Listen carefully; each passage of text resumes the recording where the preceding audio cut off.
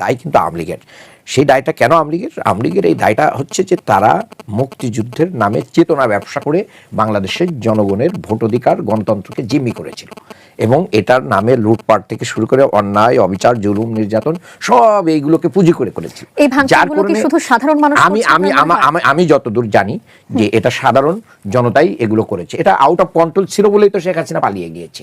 শেখ হাসিনা তো এমনি এমনি পালিয়ে যায় নাই এবং তার মন্ত্রী পরিষদ তার সংসদ সদস্য ব্যবস্থা কেন নিল না তখন? কারা? অন্তর্বর্তী সরকার। না, অন্তর্বর্তী সরকার তো তখন গঠনই হয় নাই। আপনার যখন এই ভাঙচুরগুলো হয়েছে তখন তো কোনো সরকারই ছিল না বাংলাদেশে, তো 3 দিন কোনো সরকারই ছিল না। তো যেগুলো আওয়ামী লীগ পুঁজি করে কি করেছিল সেইগুলোতে সাধারণ মানুষ আক্রমণ, কোনো ধরনের প্রতিষ্ঠান ভাঙচুর হোক বা মানে ইয়েতে চলে যাক, এটা কোনো জায়গায় কাম্য না।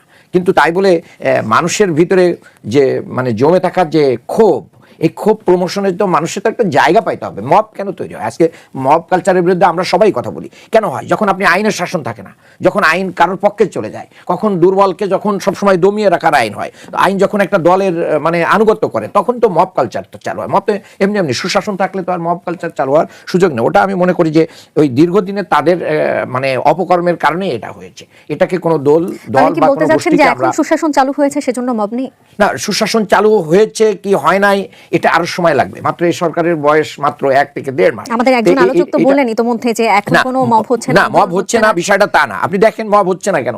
আপনি তেল নিতে যেও তো মব হচ্ছে না, হচ্ছে বিভিন্ন জায়গায় হচ্ছে, হ্যাঁ কম আর বেশি। এবং আগে মব হওয়ার আরেকটা কারণও আছে। আমি যেটা ব্যক্তিগতভাবে একজন রাজনৈতিক কর্মী হিসেবে মনে করি, যারা দ্রুত নির্বাচন চেয়েছিল, as soon as possible election চেয়েছিল, তাদের বিভিন্ন মেকানিজমের কারণে কিন্তু এই আন্দোলন সংগ্রাম, দিনা দেওয়া, চাওয়া পাওয়া, এগুলো সব একের পর এক এবং আসতেছিল যাতে করে এই সরকার কাজ না করে দ্রুত একটা নির্বাচন দিয়ে কোনো রকম যাতে তারা চলে যেতে পারে।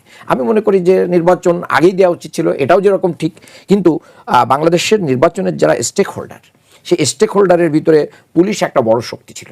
আপনারা জানেন যে এই 5ই আগস্টের পরে পুলিশের মনোবল, তারপরে আমাদের নির্বাচন একমত হয়েছিল।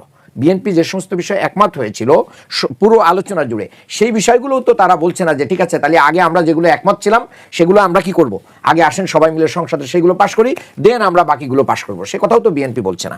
এবং আজকে আমার ভাই যেটা বললেন দফা ছিল, এই 31 দফা বিএনপি আগে সবকিছু তো ফ্যামিলি কার্ড চালু হচ্ছে, তারপরে আপনার খাল খনন চালু হচ্ছে। তো 31 দফার যে মানে সংস্কারগুলো ছিল সেটা 2, 4, 5টা যদি বিএনপির সংসদে বলতো যে এই অধিবেশনে আমরা এটা অগ্রাধিকার ভিত্তিতে করবো, এরপরে আমরা অধিকতর আলোচনা পর্যালোচনা পরের গুলোতে আমরা এই বিলগুলো নিয়ে আসবো। কিন্তু পুরো জনগণকে এটা ধোঁয়াশার ভিতরে রাখা, এটাকে প্রশ্নবিদ্ধ করার জন্য আদালতে যাওয়া, এটাকে মানে বাদ দেওয়ার জন্য এখন গণভোটের অধ্যাদেশ বাতিল করা, এই যে জায়গাগুলো বিএনপি নিয়ে আসতে চাচ্ছে, এর একটা দায় একসময় বিএনপির পরে আসবে।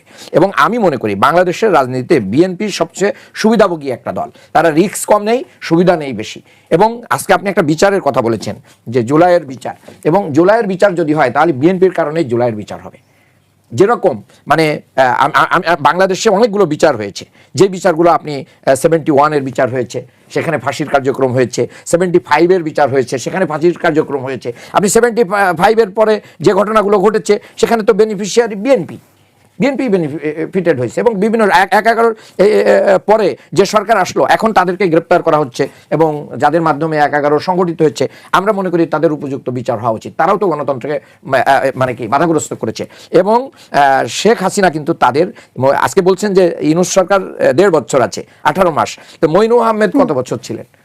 তাদের সাপোর্টের সরকার তো 2 বছর ছিল, তখন তো সবাই মিলেই মেনে নিয়েছেন, মানতে বাধ্য হয়েছেন, একটা পর্যায় ছিল। কিন্তু তখন তো কেউ পালিয়ে যায় নাই, তখন তো এইভাবে মানে একটা মানে কি বলবো, কোনো বিপ্লব সাধিত হয় নাই, কোনো অভ্যুত্থান সাধিত হয় নাই। কিন্তু এখন কি হয়েছে যে সেই সরকারকে শেখ হাসিনা কি দিয়েছিল, বৈধতা দিয়েছিল।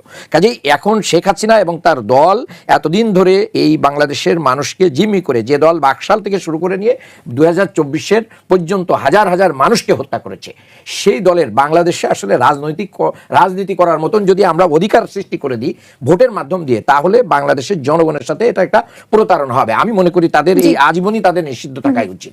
কারণ তাহলে অন্য রাজনৈতিক এখানে কেন এটা চায় না, তার কারণ হচ্ছে হাসিনার পথে যে একই স্টাইলে যে সমস্ত সরকার বা রাজনৈতিক দল আগামী দিনে এই দেশকে নিয়ন্ত্রণ করতে চায়, তাদের একটা ভয়ের জায়গা আছে যে এইরকম নিষিদ্ধ হলে একসময় আমরাও নিষিদ্ধ হয়ে যেতে পারি।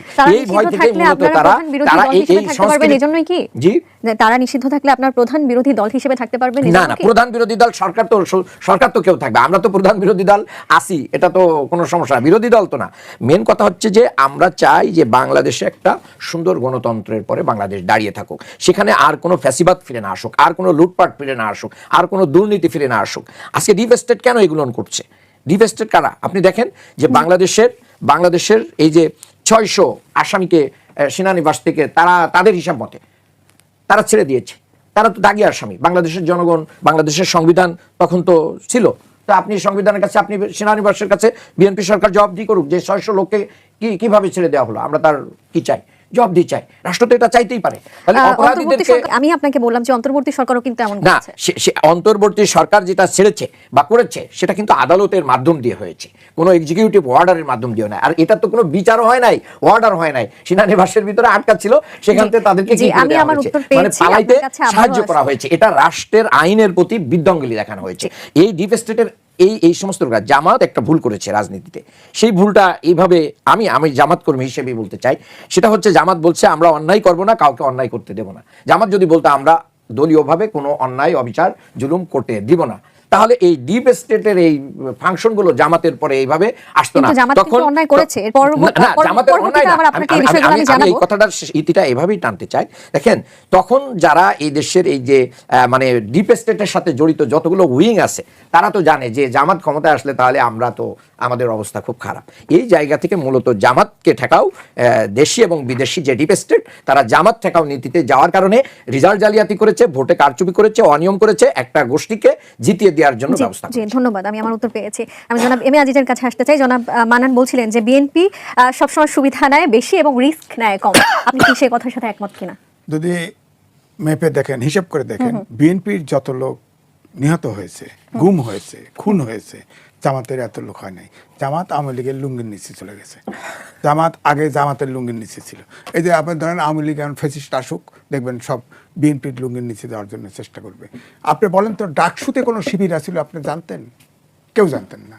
কিন্তু ডাকসু নির্বাচন হলো, তখন দেখা গেল শিবির আত্মপ্রকাশ।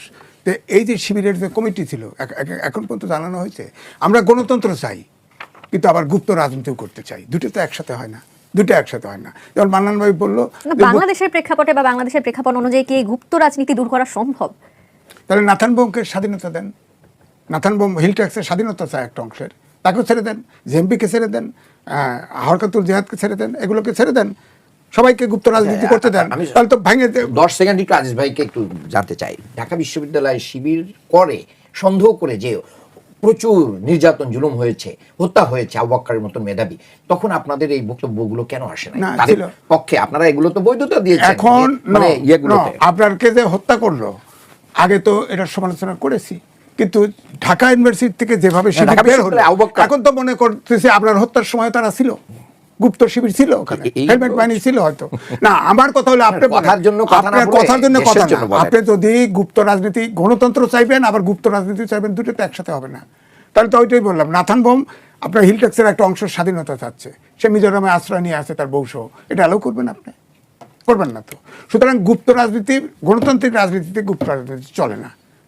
গণতন্ত্র তো সবার জন্য ওপেন থাকে। একটা দলকে অফিস খুলতে দিবেন না, তার মিছিল করতে দিবেন না, মিটিং করতে দিবেন না, ক্রসফায়ার দিবেন, তারপরে হচ্ছে তাকে গুম করে নিয়ে যাবেন, আয়না করে নিয়ে যাবেন। এই মানুষ আর তার পরিবারগুলো করবেটা কি? পুরো দেশের জনগণই তো গুপ্ত ছিল, শুধু আওয়ামী লীগ এবং আওয়ামী লীগের সাথে মিলেমিশে যারা হালুয়া রুটি খাইছে এরাই ওপেন ছিল, আর সবাই গুপ্ত ছিল। ঠিক আছে, ওই গুপ্ত আর এই গুপ্ত এক না, কিন্তু না না, আপনার শুনেন, খলিল সাহেবের মতন গুপ্তরাই তো এই কাম করেছে। আন্ডারগ্রাউন্ড পলিটিক্স তো আছে না? এটা আপনার পাবনায় বেশি আছে তো।